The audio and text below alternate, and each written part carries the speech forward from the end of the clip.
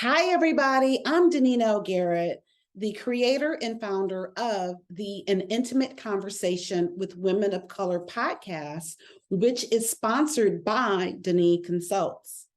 This podcast was created to provide women of color a platform to use our voices. So thank you so much for stopping by and enjoy today's episode. Welcome to another episode of An Intimate Conversation with Women of Color. I am your host, Deneen L. Garrett, and whether you're tapping in from YouTube or your favorite podcast platform, we greatly appreciate you. Please continue to come back, subscribe if you haven't done so, definitely share. The goal is to elevate the voices of women of color, and in order to do so and to reach them, that's where we need your help to get the message out. So today's guest is Kimberly Batchelor Davis, who follows 2 Corinthians 5:7. We live by faith, not by sight. She is an author, podcaster, lifestyle editor. Kimberly, what else do you want the audience to know about you? Good afternoon. Thank you for having me on your show. I want people to know that I am a dreamer and a believer Okay. I love in purpose and ability. a dreamer and a believer in purpose and ability. Yes. Okay. Yes. Very good. So we'll get a little bit more into that. But I want to kind of start talking about something that you've had a love for since you were a child. So your love for books from childhood has led you to writing 2 children's books. What is Rose and the Enchanted Seven and Look Daddy about?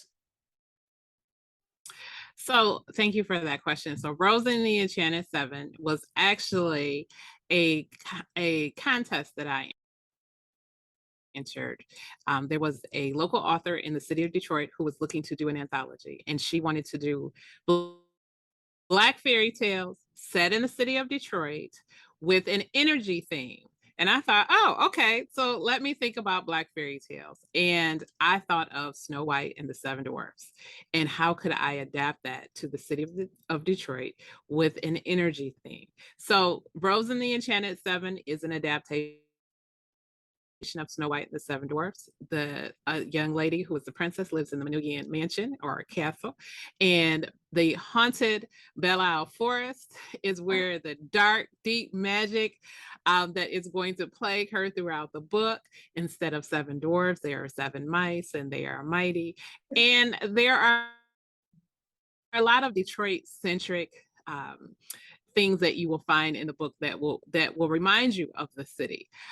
But ultimately, at the end of the day, what I wanted to create was a story where little Black and brown girls could see themselves. They could see the beauty of themselves as princesses.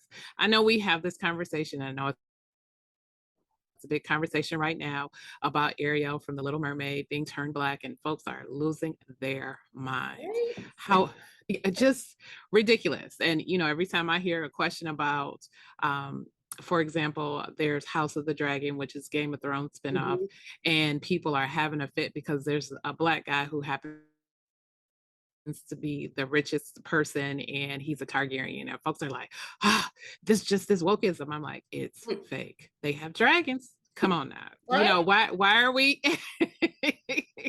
why are we having these conversations? Unfortunately, though, the reality is, as writers, as screenwriters, as authors, those that create content and are creative and create stories, oftentimes we are told in seminars, in places of learning, you have to keep your characters as bare as possible, meaning don't identify them as people of color, because we need this to be palatable to people of all races, which is interesting because as African Americans, we have read fairy tales. Many of us love fairy tales and other books, and we've never seen ourselves physically represented. However, we still love that story.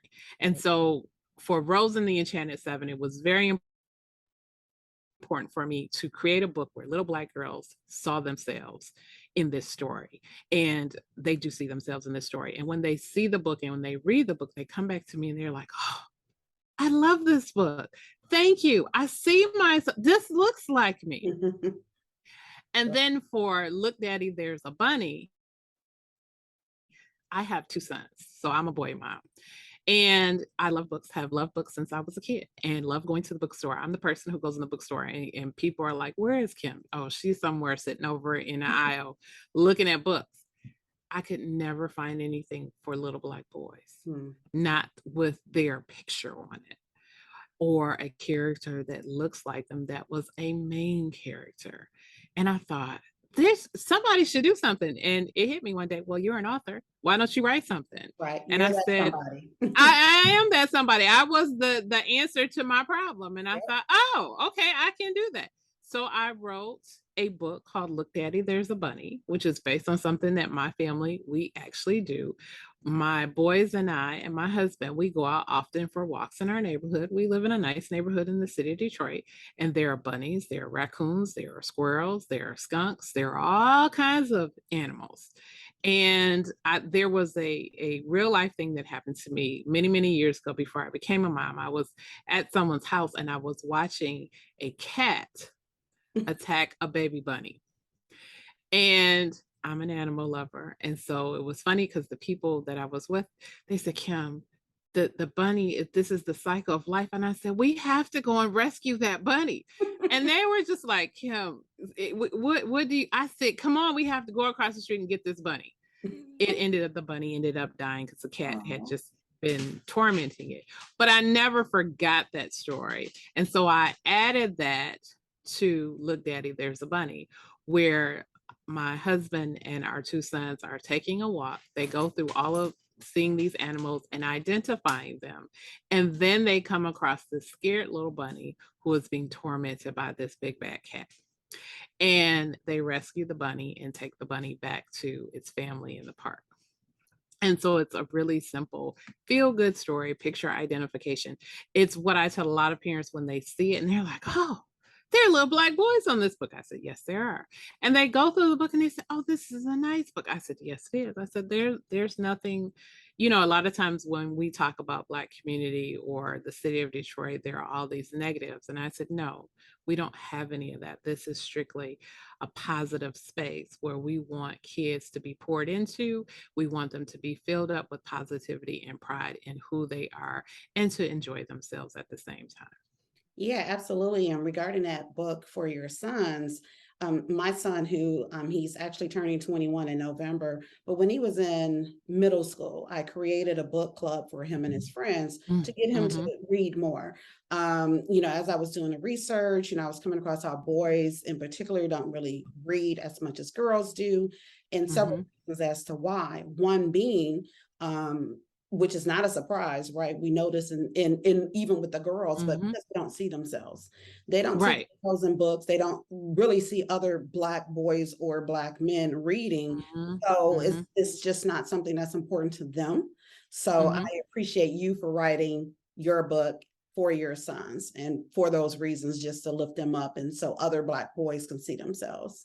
Thank you. Thank you. I appreciate that. Absolutely welcome. And then also just going back to the first book, Rose and the Enchanted Seven, I'm over here laughing because Belle Isle.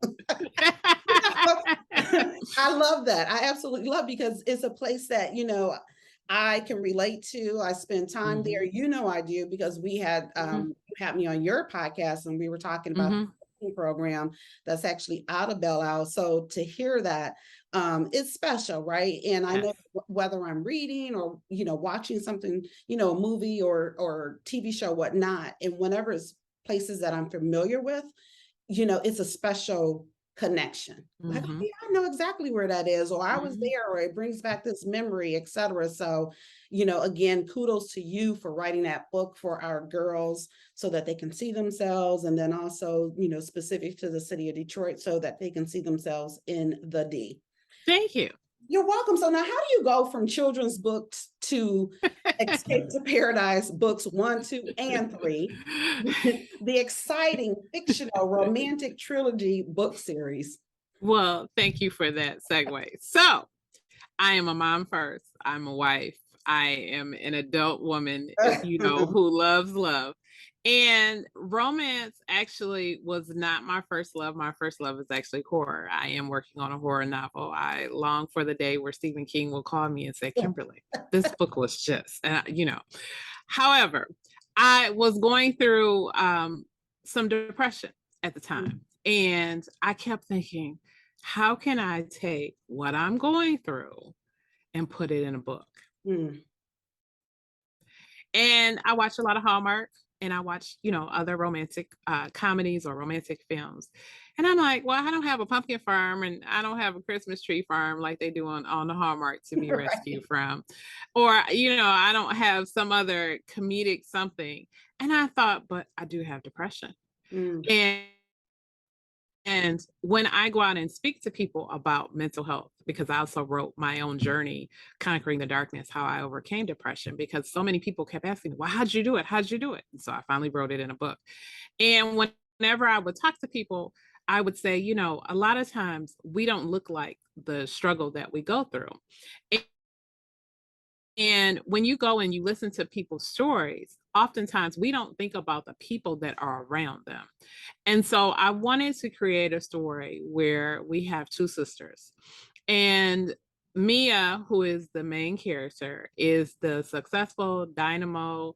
She's well-to-do. She's an attorney. She has a beautiful house in Indian Village, of course, in the city of Detroit. Yet she has a sister who is going through it. And she's married and has a child and literally is wrecking her life and her home. And she needs to get away. And how many times as women do we have people in our lives who we cater to, who we take care of because they can't do for themselves, or just because it's what we do? We're the doers. When do we get to take that break and say, I'm going to put it all out there and I'm going to go for it. And so Mia goes to St. Thomas, which is one of my favorite places to travel to. And she goes to a villa. She meets the owner of a villa, who happens to be a brother, because he couldn't be anything else other than that. And he owns a jet plane, and he's well-to-do also, because wait, because that's the story that we don't often hear. Right? And I know when I tell people that, they're like, well, Black people don't have that. I'm like, yes, they do. Yeah. Yes, they do. I said, I know some people that are like that, and I just sit there and go, wow, it must be nice to have your own plane. Anyway, but I wanted, again, Black women specifically to see themselves in a book, and it not just be the stereotype story where you are rescued by a man.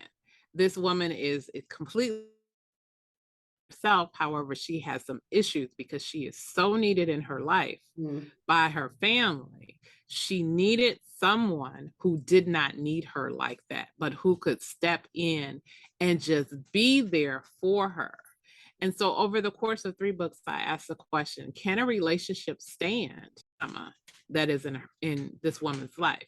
And oftentimes when we look at other people's lives, now, Janine, I'm sure you don't have drama in your life. You got this beautiful kitchen going on. It's nice and peaceful in here. But there are some people you like, ooh, you got a lot going on over there. Okay. How do you manage your life? Yeah. How do you manage having a relationship? How do you maintain it? How do you go about and not end up being sad as the person that you're trying to take care of, whether it's your parents, your kids, whomever it is? Yeah. That, you know what? So I actually want to, when I ask this next question, I want to kind of pivot as to the question based on what you just said. But before we even get into that, again, thank you for this book. And I'm going to tell you why. I had a conversation a few weeks ago. We were at this dinner en blanc. So it was the first time this restaurant in Detroit was having it. And I asked the question because what did I just watch? It was so Hallmark, now they have mahogany. So that's for us. Of course, for yes, specifically for us. And so I think it was Hallmark. Let me get my thoughts. Whatever it is that I was watching, the main character, she did very, very well, right? And the man in her life did not do as well, right? And so, and I'm going to go ahead and use the word like I don't know, settle, kind of dial Yes. down how, Mhm. but it Mhm. seems like that's a common theme for Black women when we're watching shows. Mhm. We always Mhm. have to. You know what? As a matter of fact, it was The Shy. That's what it was. But I did Okay. get in something else. But The Shy. So there's a character Mhm. on The Shy, and she is dating a young man, and the young man had been in jail, he had been in prison, he was street, etc. And so she's well-to-do, comes from a Mhm. well-to-do family, and she's dating him, and she's actually um making him, if you will. She's buying him suits, she's upgrading him, and she is. And so my thing is, the question that I pose is, why do they always show Black women doing that? Like, I don't really see any other women for the most part doing that, but it's common with Black women. We're always, dating a fixer upper. And there's Mhm. nothing wrong with that. But why is that the constant message that we're seeing, as Mhm. opposed to what you just said, too well-to-do people? Mhm. You know what I'm saying? Like, of course, in this scenario, the man is probably, very well-to-do, but we don't Mhm. often see that. And so I appreciate you for writing a book where we have that, where, Mhm. it's letting us know it's possible, like it does exist. Mhm. Mhm. And thank you. And to add to that, there was an interesting study that was done. And we've seen this trope, so to speak, this stereotype of one person taking care of another and uplifting them. And we often see this with white men. Mhm. And whenever we look at especially older white men, when it's for example, Pretty Woman with Julia Roberts and Richard Gere. What was she? She was supposed to be a prostitute. He was this well-to-do uh, uh, stockbroker or something, and a capitalist. And he had all this money, and essentially he made her, as you said, and was able to bring her out, and she gave him something that was missing in his life. I think oftentimes Black women are thought of as white men. And hear me out when I say this. There was a study that was recently done that said that the most successful marriages are between white men and, and Black women. Okay. White men have power. Black women, who in America are the most educated class of people in the country, we are also one of the largest entrepreneurs, social movers. When you look at the dynamic, Black women are already in a powerful position. We don't like to say it that way, but we are. Conversely, when you look at Black men, white women, Black men are still trying to find their power. White women exert their power through others. So Mhm. when you look at the dynamic in relationships, it makes sense. And when I heard it, and my girlfriends and I, we were talking about it, and I said, that's interesting because the white man is not competing with the Black woman because he already has his power. And the Black woman already knows that she has her power because she has the husband that she has. Now, this isn't to say that people should or should not compete in marriage. I personally don't believe that you should, but oftentimes when marriages struggle, it's because two people are competing against each other instead of working for a common goal. And especially for Black people, the struggle to just be of color in the United States, when you're talking about crime, when you're talking about moving up the corporate ladder, when you're talking about childcare, any of those things can just be debilitating in terms of the struggle because it is difficult.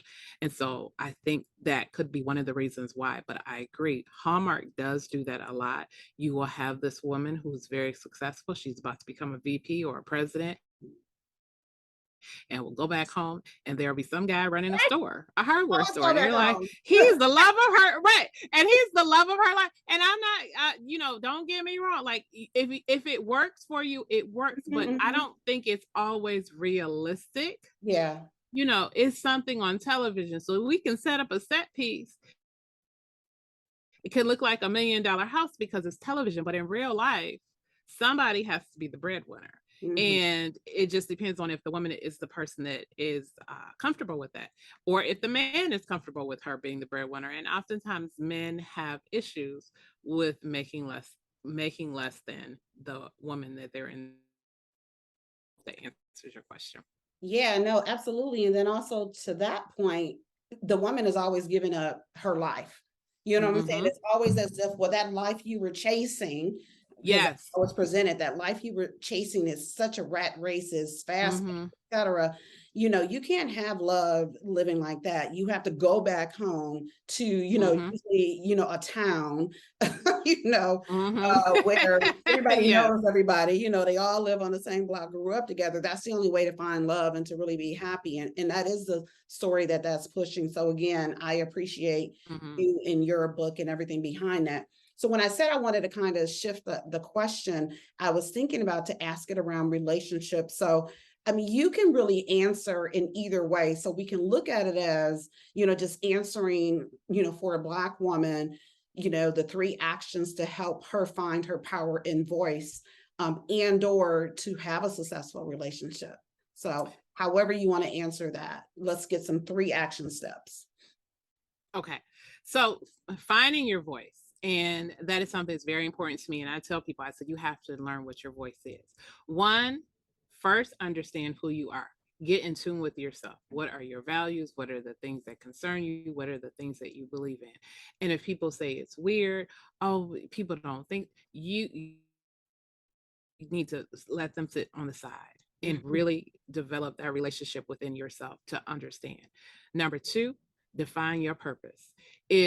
And I'll use myself as an example. So I have a superpower. My superpower is the gift of my voice. I have been able to talk for a very long time. And I don't mean it to be facetious or braggadocious or any of those things. This is a true story. When I was a kid, before I learned how to read, I could take a book and look at the pictures and create stories. Mm. And my cousin, who was a year older than me, was reading. And so I would get a book and oh, what did it say? And I would just be creating all kind of stories. And they would laugh at me. That's not all in that book. Yes, it is. I've been doing that since as a kid. However, I learned when I got older that I could take that same uh, talent and use that when I work in the community, when I'm talking to people about issues or healthcare or education, whatever it might be, and be able to go back to the powers that be, voters, whomever it is, and say, these are the issues. This is what needs to be done, or this is what the community would like to see being done. And once I've read in community engagement for 20 plus years, it was like, oh, this is cool. But then when you start to think about it, so for me, it was 9/11. True story. I was on the 17th floor of a building in Detroit. We were downtown. The planes were hitting, and our executive director pulled us into our conference room on the 19th. We had the 17th, 18th, and 19th floor. On the 19th floor, and said the terrorists aren't going to make us go home. And I thought, what kind of foolishness is this? Right. There's a plane headed for downtown. That's what we thought. It was I believe it was the one that was going towards the White House, the one that went down in Pennsylvania. They couldn't figure out where it was going. So they thought initially that it was coming for GM, which was right across the street from us.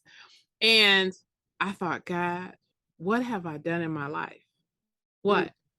I make money, as Oprah has so famously said, I made my age. Well, I made more than my age at that time. And I knew quite a few people in the community. And I thought, but what difference have I made? Yeah. What would people actually say about me? 9/11 was such a sobering day. You listen to people talk about who they lost on that tragic day. And not that I was comparing myself, but I thought, oh, there's nothing that you could say about me. That was what was in my head. And so I remember saying to God, I said, listen, whatever you want me to do, tell me what to do, because I don't know. Yeah. Just tell me what I'm supposed to do, because this doesn't feel like it. And as I tell people, I said, God didn't give me a dream.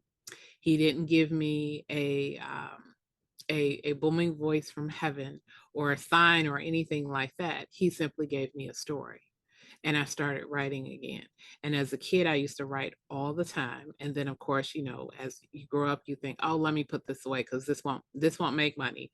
This Yeah. isn't really what I'm supposed to do. And I learned from being able to use my voice to push causes forward that I could use that same voice to write stories, to bring attention in a story format. And so you to understand your voice, you have to learn who you are. Number two, you have to define what that purpose is and how you want your voice to be used. And three, learn how to use your voice. And I mean, get education, find a mentor, get trained, whatever that looks like, but you have to write it down and make a plan for that to actually happen. And it's the same thing similarly in a relationship. We talk about what we would like to see and we talk about what we see on television and in movies, but oftentimes it really comes down to having a conversation. Do we have the same values? Do we have similar goals? A lot of people during the pandemic learned that the person that they married, and this is a true statistic, divorces have skyrocketed because people were at home and they were like, oh, you're the person that I married?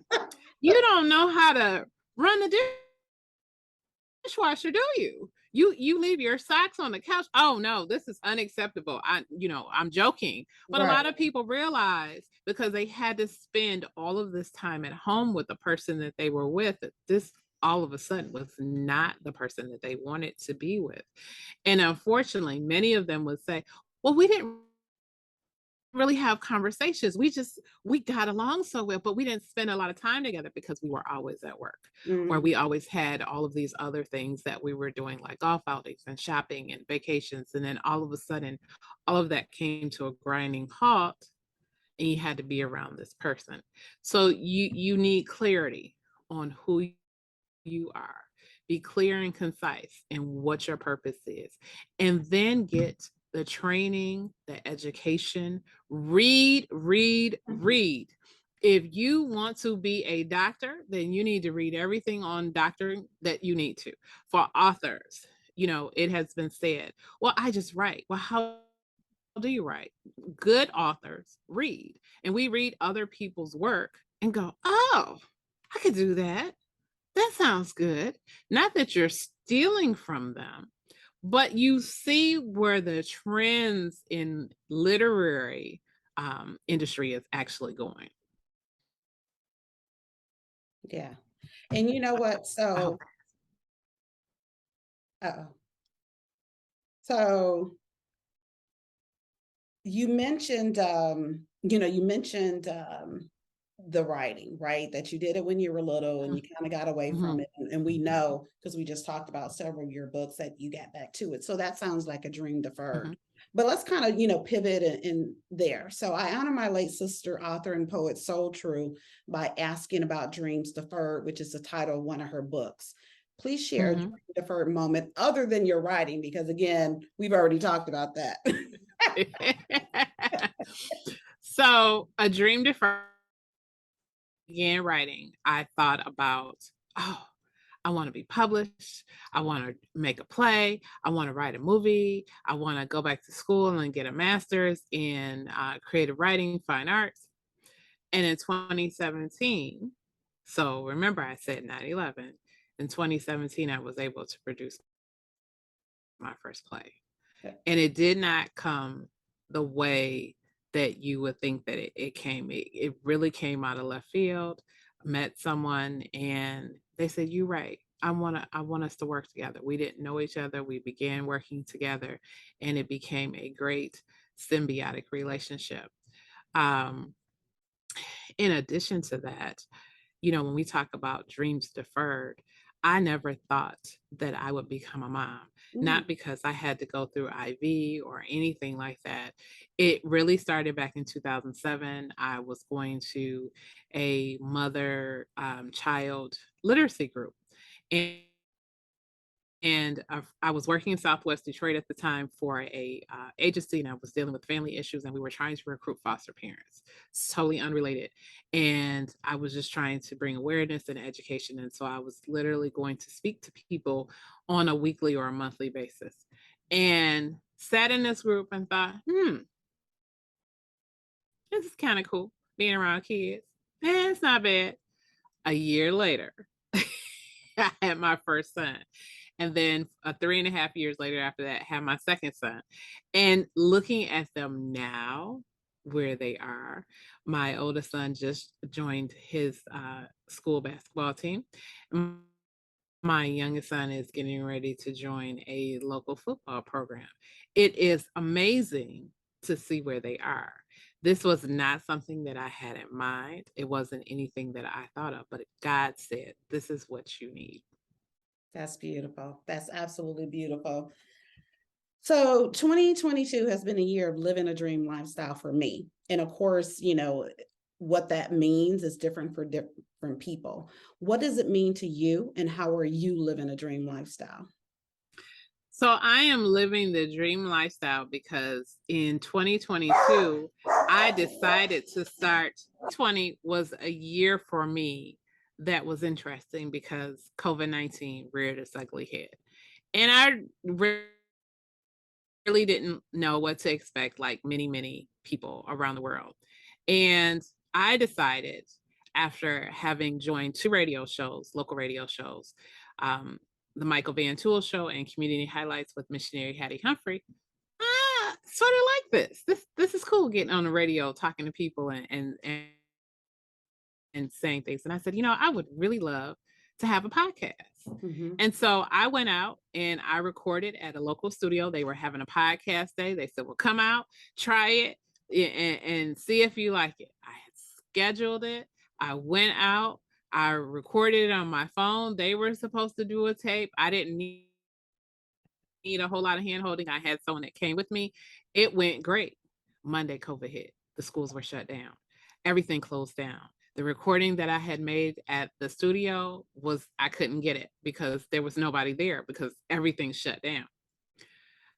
I was talking to the person that I went to the podcast with, and I said, well, I did record it on my phone. Maybe we can look at that. Looked at it. That's pretty good. I said, wow.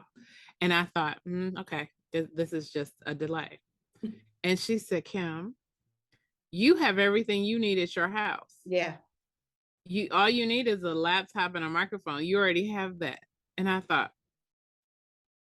oh, okay. Really? Can we do this? Yeah, we can do this. And the show, Kimberly Davis Show, was born in 2022, literally 2 weeks after the pandemic started. And I've been on all 7 continents in different countries from Africa. Right now I'm in Sweden, France, England, Canada, Mexico, Brazil, Vietnam, I believe. And it's just amazing to have people around the world. I hit Moscow and I was teasing people. I said, the people that listening to me in Moscow. And they were like, well, Kim, who do you know in Moscow? I was like, I don't know anybody, but if Putin comes get me, y'all know what happened. Right. Just, somebody send the State Department after me. But it is amazing because you can create something and people will come and listen to it.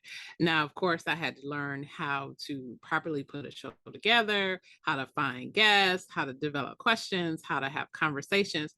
But again, it was using my gifts, my superpower, my voice. And because it's my show, I can talk about things that are important to me, which happens to coincide with things that were important to other people around the world. Yeah. So it is exciting to have that. That is exciting. So awesome. Congratulations to you for finding your voice and tapping into that. We have a very similar story as far as launching the podcast. Again, just go ahead and get started. Just do it. and build as you go. That was Mhm. pretty much my focus. I had to get over a fear of being vulnerable, Mhm. thinking that it had to look and be a certain way, like you were going into a studio and then realizing, no, I don't need all of that. I can start where I'm at and then just grow from there. So absolutely, find and use your voice. And then congratulations to your sons on their athletic pursuits, and hoping that they have a Thank you. great 2022, 2023 school year. So, Yes, yes. so before we wrap, what would you like to leave the audience with?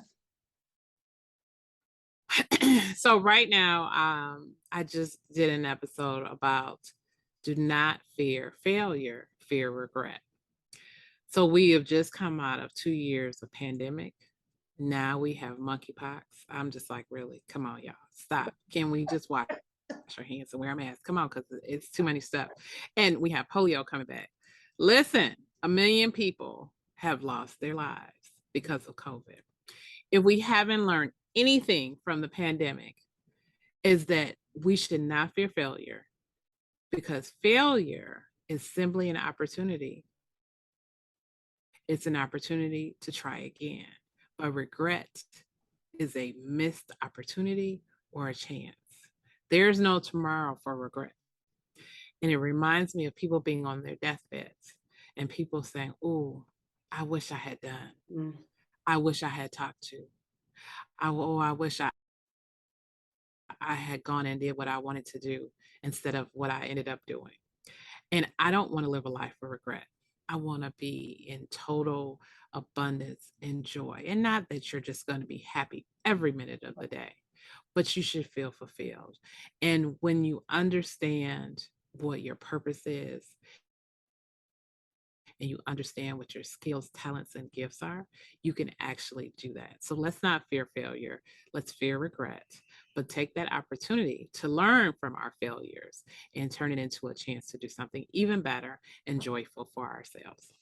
absolutely. So fear, regret. Well, Kimby Davis, thank you so much for your voice. So glad that you found it and you're using it and sharing it with us, as well as that you picked back up writing and writing books, plays, and all the things. Greatly appreciate you and your time. And for those, again, who are watching on YouTube or listening on your favorite podcast platform, thank you. Continue to do so. Again, share, subscribe.